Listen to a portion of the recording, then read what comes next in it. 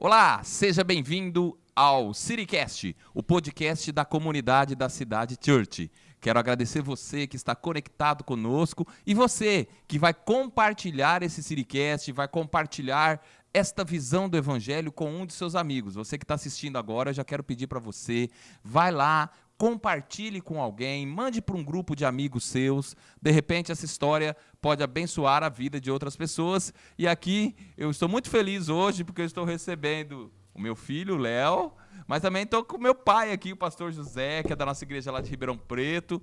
E eu queria que vocês também dessem um bem-vindo ao pessoal aí. Mas antes disso, eu quero agradecer a Fufu Love Cakes, da nossa querida amiga Lilian, a panificadora Pão de Casa e a agência Wax, que tem patrocinado esse podcast para ele poder chegar até a sua vida. Léo. Fala galera, tudo bem com vocês? É um prazer estar aqui novamente, obrigado pelo convite, vai ser uma conversa muito produtiva, um episódio super legal, né? Vamos falar aí sobre raízes, a história da sua igreja, da nossa igreja. Eu estou muito feliz, principalmente daqui do lado do pastor Alexandre, meu pai, e do lado do pastor José, meu avô. Dá os boas-vindas aí, galera, pro pessoal. O filho e o neto. Pode falar aí, vô, se apresenta. E o Espírito Santo de Deus agindo, né, nas nossas vidas. É uma alegria poder compartilhar com todos, né, sobre a história da igreja, da comunidade, da cidade. E isso é muito bom. E eu creio que Deus vai falar aos nossos corações.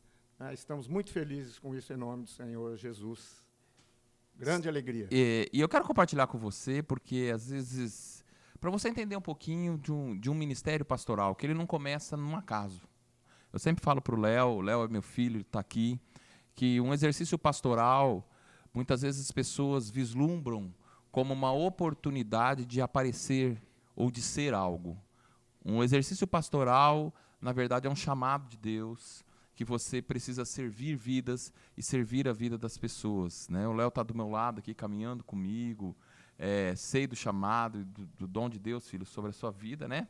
Mas hoje eu queria que você fizesse essa pergunta para o vô, como começou lá com o pai dele, com o seu bisavô, com o meu avô, o pastor José Manuel de Lima. Faça a pergunta aí, fica à vontade. Olha só que legal, né, pai? A gente está aqui em 3 gerações diferentes, na mesma igreja, mas agora nós vamos voltar um pouquinho da 4ª geração. Vô, como foi a história, como começou a história, as raízes da nossa igreja com o meu bisavô, seu pai, pastor Manuel? Isso. É importante frisar que, sem citar, por exemplo, denominação, né, mas Sim. o chamado pastoral Legal. que aconteceu com a nossa família, graças a Deus, e começou com o meu pai. Com o meu pai, o pastor José Manuel de Lima. Ele sempre foi uma pessoa muito religiosa, e antes dele conhecer o Evangelho, antes dele conhecer a obra de Deus, ele fazia tudo para servir a Deus, mesmo sem o conhecimento. Ele fazia tudo. Ele rezava terço, ele cantava Folia de Reis, era embaixador de Folia de Reis, né? Olha só. Então ele rezava terço na fazenda, por exemplo, nas casas das pessoas, e ele tinha essa alegria. Ele aprendeu a rezar algumas rezas que é inserida no terço, só que assim, para ele animar, ele não conhecia o Espírito Santo de Deus, não conhecia como o agir de Deus, mas a vontade dele era tão grande como religioso, e ele precisava tomar uma xícara de pinga antes dele rezar o terço, para animar. Isto foi depois trocado, é claro, pelo Espírito Santo de Deus. Mas o que animava ele ia nas fazendas, por exemplo, ia até lá na cozinha, chegava perto do fogão de lenha e falava com o dono da casa: olha, eu estou meio tremendo, eu vou rezar o terço, mas se o senhor tiver uma xicrinha de pinga, aí o dono da casa já pegava uma xícara de pinga, né, daquela xícara, né, bem generosa, e dava para ele. Ele tomava aquela xícara de pinga, e dali a pouquinho ele dava um ânimo, ele já entrava rezando em latim.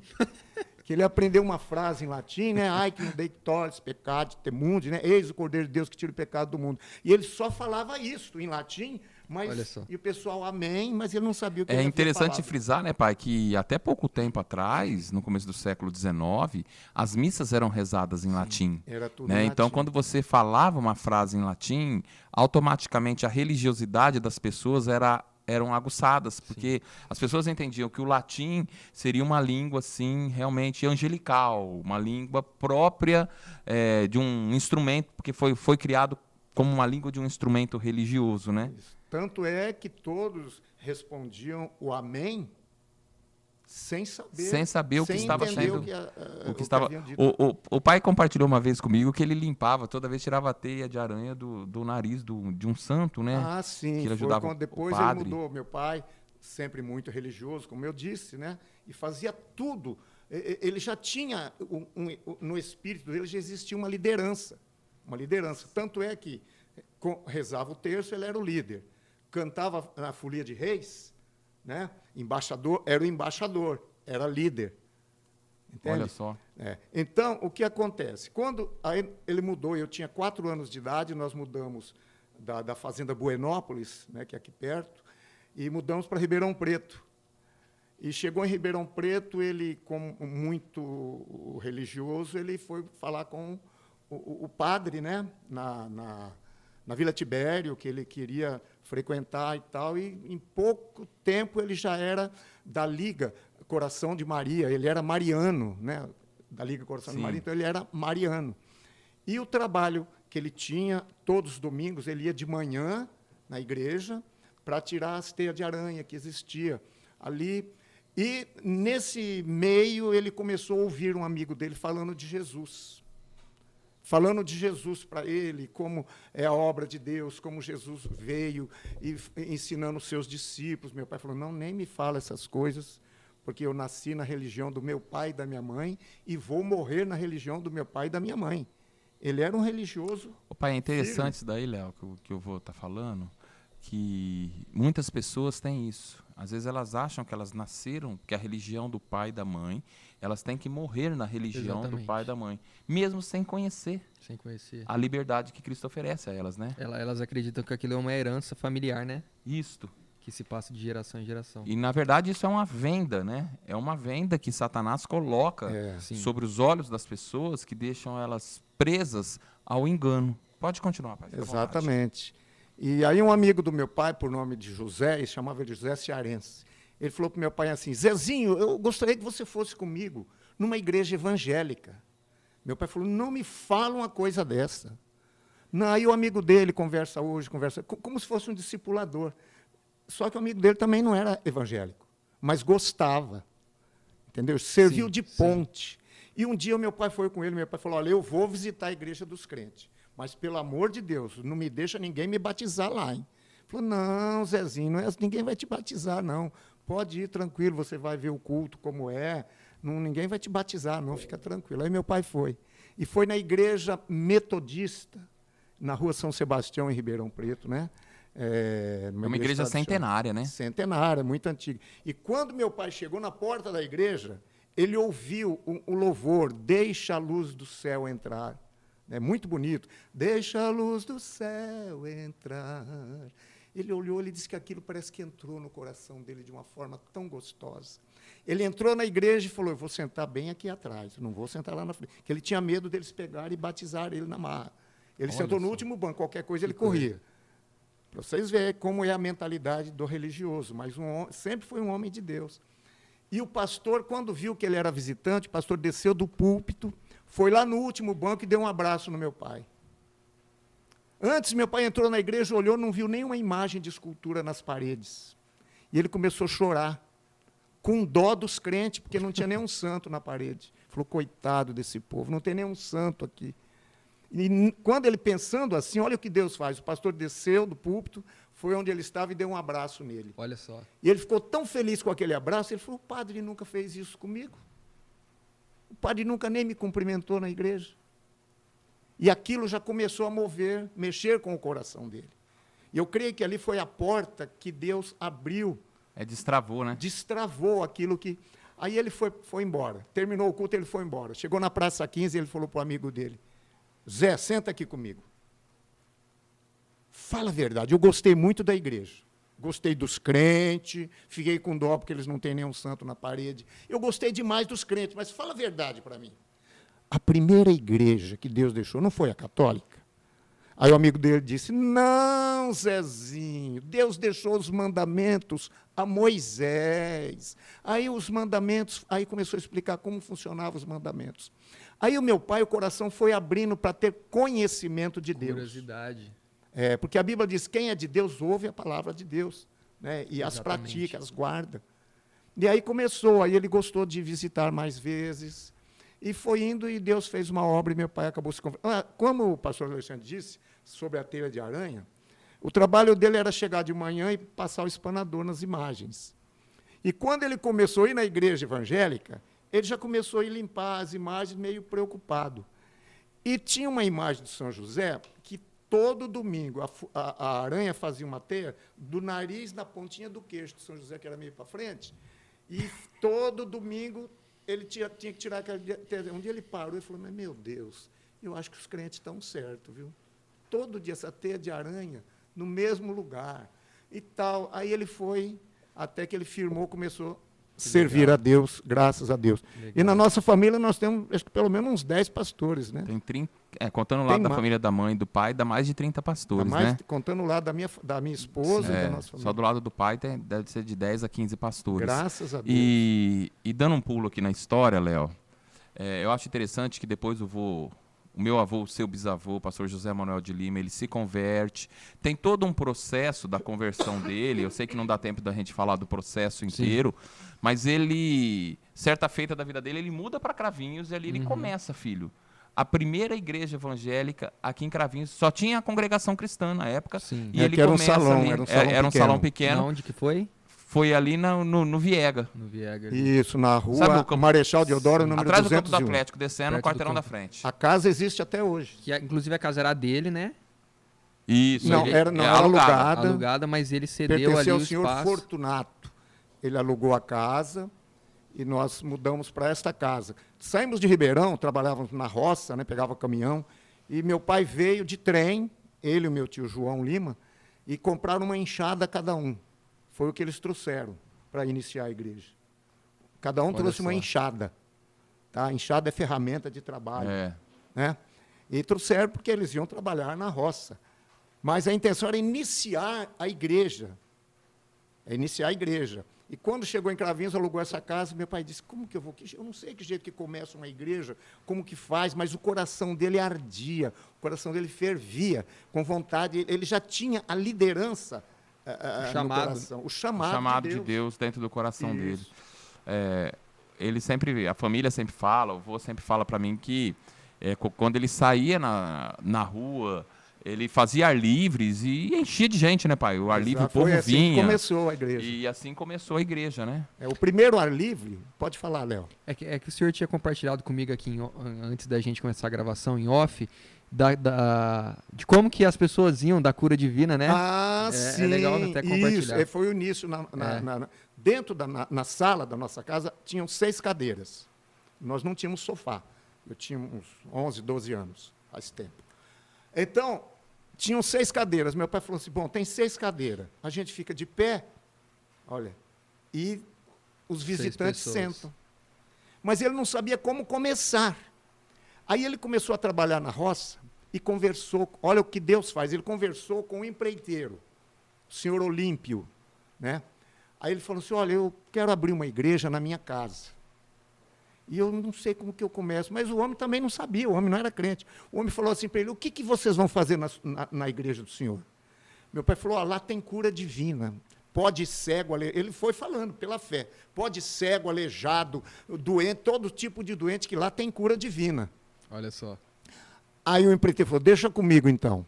Aí o pessoal todos ali carpindo café, e o empreiteiro saiu um por um falando, ó, aquele senhor ali, ele chama José Manuel de Lima, muito amigo meu. Ele é dono de uma religião. O homem não entendia. O homem não entendia Falou, também, ele é né? dono de uma religião e vai começar na casa dele, só que ele esqueceu a palavra cura divina.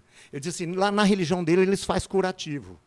Pode ir toda pessoa doente que lá faz curativo.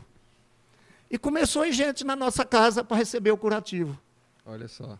Aleluia. Começaram a Glória ser a Deus, curados. aleluia. Começaram... Eu acho importante a gente estar compartilhando um pouco disso daqui. Com você que está nos assistindo, alguém deve estar pensando, nossa, tá falando coisa de lá de trás. Isso. é de lá de trás. Quem não tem história não vive o presente e não vislumbra o futuro. O brasileiro ele tem uma dificuldade muito grande de valorizar as coisas que ficaram para trás e aqueles que trabalharam. Para nós estarmos aqui hoje, trabalhando desse jeito, sermos uma igreja influente digitalmente, expandindo aqui, eu tenho meu filho, tem toda uma estrutura funcionando por trás de vocês. Teve uma pessoa que lá atrás chegou com uma enxada. Exatamente. Para começar algo. Pela fé. Sem nada na mão. Pela fé, sem nada na mão, mas com Cristo no coração de uma maneira tão grande. E convidando as pessoas cegas, aleijadas, surdas, para serem curados. Hoje eu vejo uma igreja que tem tudo, que tem luz colorida, que tem fumaça, que tem telão, mas não é capaz de curar uma dor de cabeça. Então eu estou deixando essa história registrada aqui para as pessoas, sabe, pai, poder entender um pouco disso, né? Muitos pastores de Cravinhos, né, pai, foram consagrados pelo vô, né? Foram consagrados por ele. O pastor Walter, né? Que foi pastor da Igreja Batista aqui. Foi. O pastor João Salustiano. E outros pastores que passaram, né? Pela vida do vô, pastor Exatamente. José Roberto, Ribeirão Preto, pastor João. Ribeirão Preto também. Em Ribeirão Preto. Dirigiu a igreja em Ribeirão Preto depois. Legal. Foi um homem muito usado. E aí chegou no pai. Né? O pai seguiu esse viés pastoral, talvez de uma outra forma, porque cada um tem o seu chamado e os chamados são de maneiras diferentes e nós precisamos entender isso. Claro. Mas o pai também desenvolveu esse chamado, começou a nossa igreja lá em Ribeirão Preto. Não foi fácil a construção, né, pai? Não foi fácil. Eu lembro, o pai vendia pamonha na rua e ia lá para construir a igreja, não foi assim? Exatamente. Mas eu preciso voltar só um pouquinho para poder fechar então, finaliza do vô aqui para a gente vir para o pai. Tá. Então, aí na casa que nós morávamos não cabia mais o povo. Então, pediu para o dono da casa, derrubou uma parede, que a casa tem lá até hoje, derrubou uma parede e fez um salãozinho. Né? Então, a casa, o povo não cabia mais na sala, teve que fazer um salãozinho na própria casa. Né? E aí a igreja começou a fluir. Né? Legal. Graças a Deus. E o importante é frisar aqui que nós não estamos falando de denominação, estamos falando de chamado. Reino, né? Estamos falando de raízes. O reino, né? O reino é grande, né? Do reino. O reino vai muito além da Exatamente. denominação. A denominação é coisa muito pequena diante daquilo que Cristo fez, que é o reino que é... O primeiro culto todo. ar livre que o meu pai fez foi ali na esquina onde tinha o Dimur, né, em Cravinhos, na rua Cesário Mota, esquina com a rua que desce da prefeitura, não me lembro o nome.